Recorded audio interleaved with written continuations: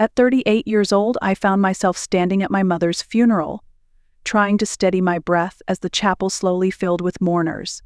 The air smelled faintly of lilies and rain. My father sat beside me, frail and silent, his grief like a shadow wrapped around his frame. I hadn't seen my sister Chelsea in over 6 years, not since the day she betrayed me in the most unforgivable way. She hadn't just lied or kept a secret, she had taken Nathan, my fiancé, the man I once imagined building a life with. After all these years, I had rehearsed what I would say if we ever met again. But I never thought the day would come under these circumstances. When the chapel doors opened, whispers rustled through the crowd. Heads turned. Chelsea walked in, arm in arm with Nathan Blair. She was dressed in an elegant black sheath, her diamond earrings catching the light with every calculated step. Nathan looked uncomfortable, his posture stiff as he scanned the room. Chelsea's hand rested proudly on his arm, her wedding ring glittering like a trophy she had won. I didn't flinch.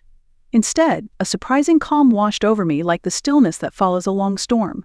She had no idea what waited for her, no idea who I had become, and no idea who was sitting quietly a few rows behind me, waiting for the right moment. Before I tell you how her face drained of color when she finally found out who I married, let me take you back to the beginning. To a time when life felt full of promise, when I believed love meant loyalty, and when I still thought my sister was capable of loving me more than envying me. This is not just a story of betrayal. It is a story of quiet strength, of rebuilding a life not in spite of loss, but because of it. And it all started long before the day of my mother's funeral. 6 years earlier, I was 32 and living in a high-rise apartment in downtown Seattle. I had a stable career as a communications manager at a growing tech firm, a great group of friends, and parents who adored me. On paper, my life looked perfect. But something was missing. I worked long hours, dated casually, and buried myself in routines that left little room for joy. Then I met Nathan Blair. It was at a charity gala for a children's literacy nonprofit. My college friend, Meredith, introduced us with a knowing smile.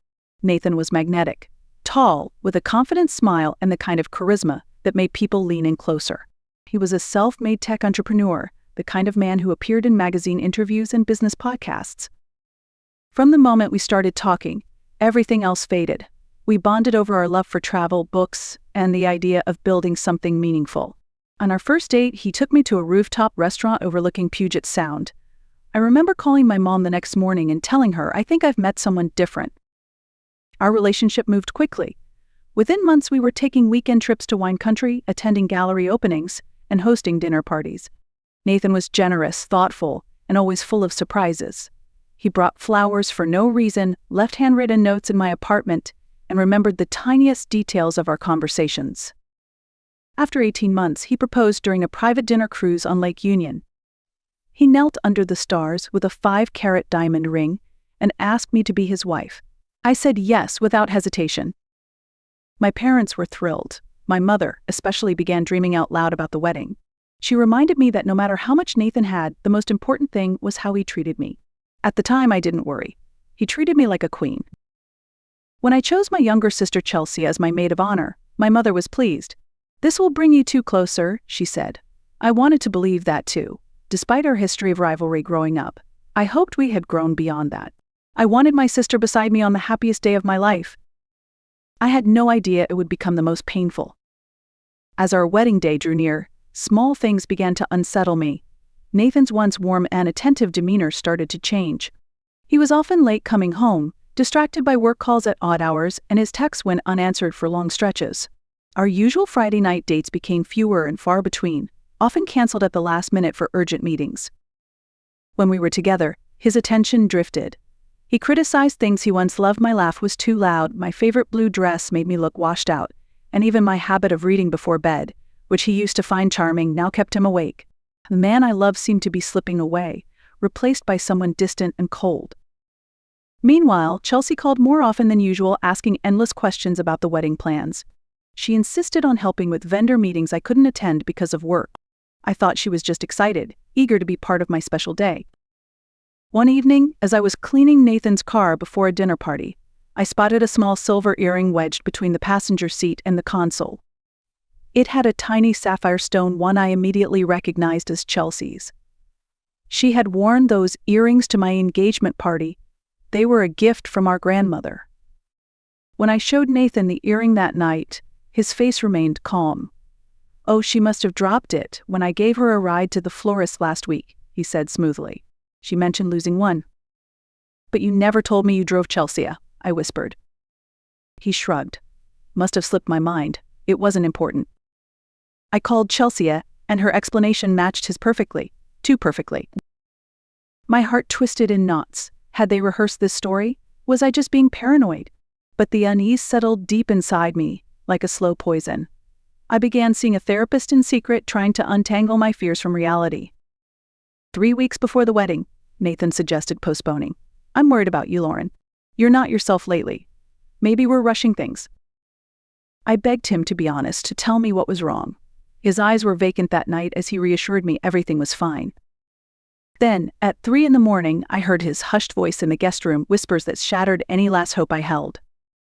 It was no longer denial. The betrayal was real, and I was about to face it head-on. Determined to confront the truth, I decided to surprise Nathan at his office with lunch one afternoon. I wanted to believe we could fix whatever was wrong between us, that the man I loved was still in there somewhere. The security guard at Nathan's building recognized me and smiled as he let me in.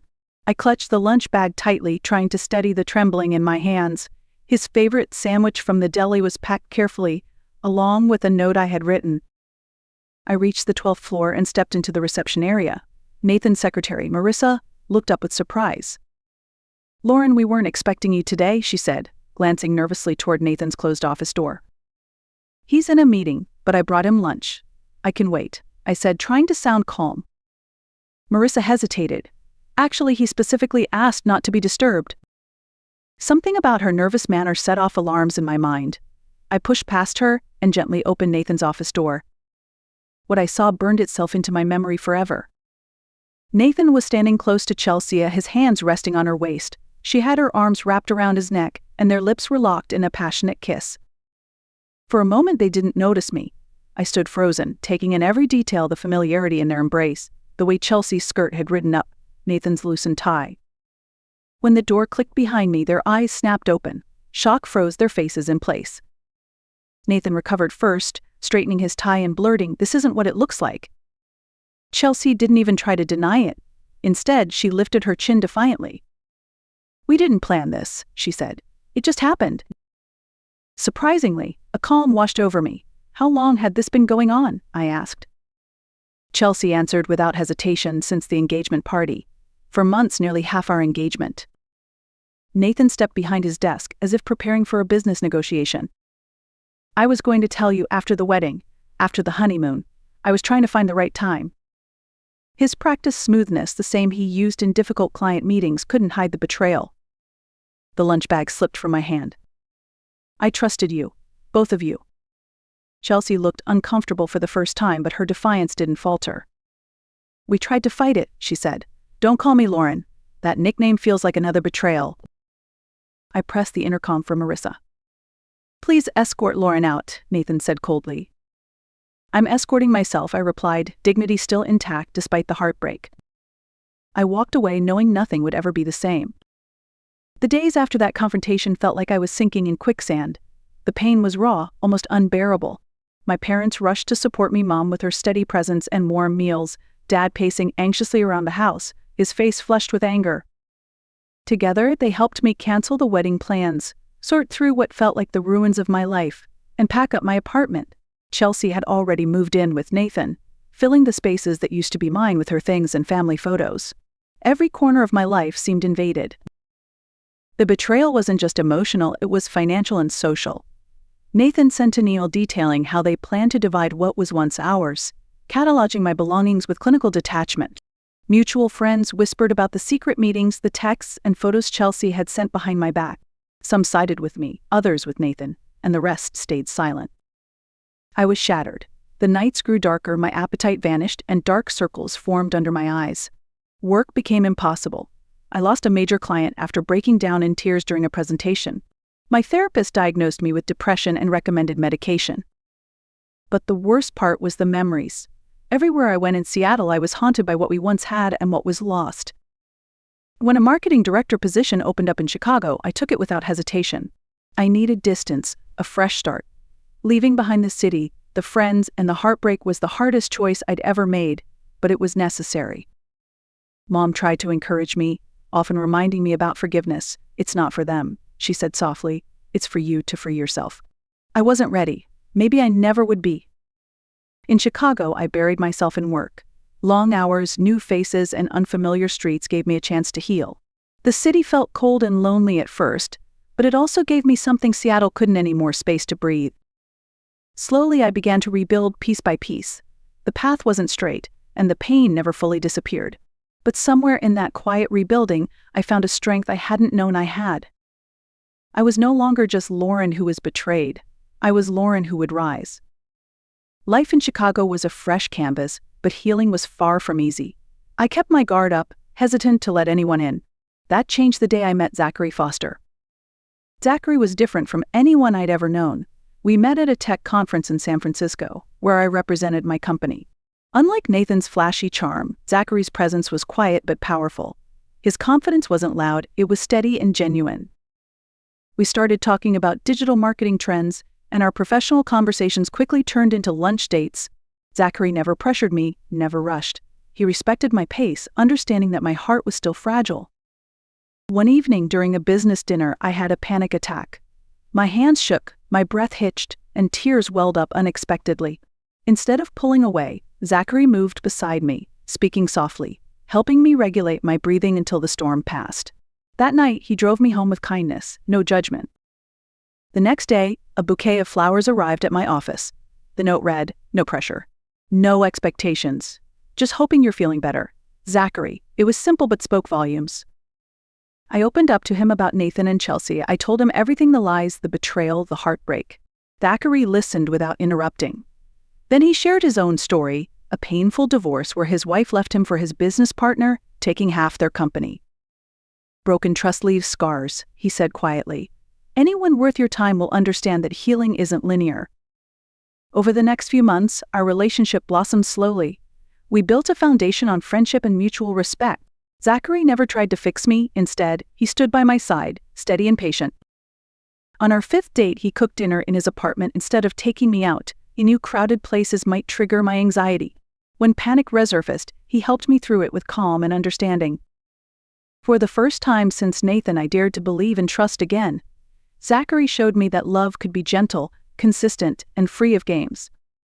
Our bond deepened, and with it, my confidence grew. I was no longer a woman shattered by betrayal. I was becoming whole again. With Zachary, I found partnership, respect, and unwavering support, things I never thought I deserved but now knew I needed. Healing wasn't about forgetting the past. It was about reclaiming my life, one quiet moment at a time. One year after moving to Chicago, Zachary surprised me with a proposal that was nothing like Nathan's grand gesture.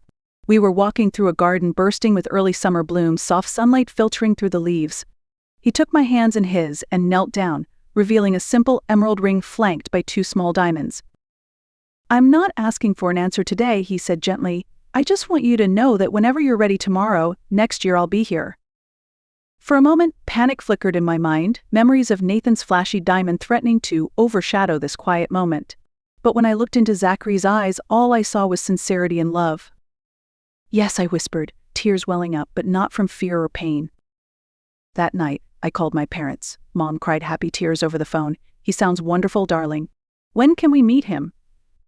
We planned a small wedding with just 30 guests at a historic venue in Chicago.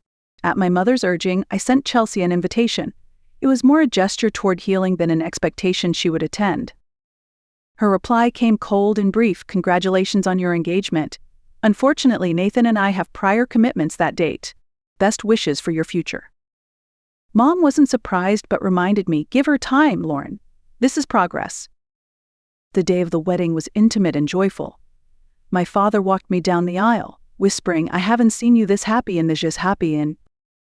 Zachary's vows acknowledged our journey promises to cherish the fragility of love and to build trust every day. We were not perfect, but together we were strong.